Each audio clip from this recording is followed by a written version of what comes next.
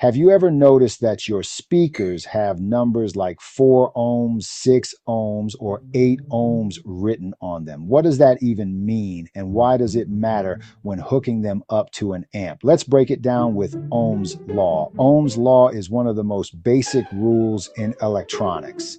It says voltage nas current X resistance. When it comes to speakers, that resistance is measured in ohms, O, and we usually call it impedance.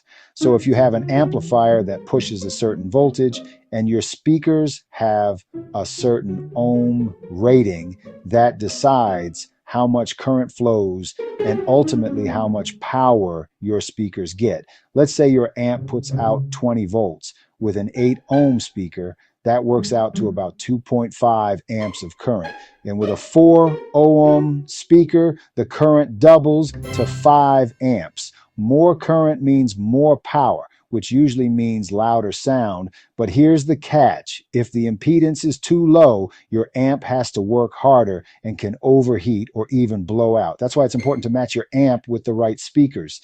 An 8 ohm load is easier on the amp, but not as loud. A 4 ohm load draws more power, giving you more volume, but puts more stress on the amp. So when you see that ohm rating on your speakers, just remember, it's telling you how much electrical resistance the amp is pushing against. And Ohm's law explains how voltage, current, and resistance all work together to power your sound. That's Ohm's law for speakers in a nutshell. Match your gear right, and your system will play safe, sound great, and last longer.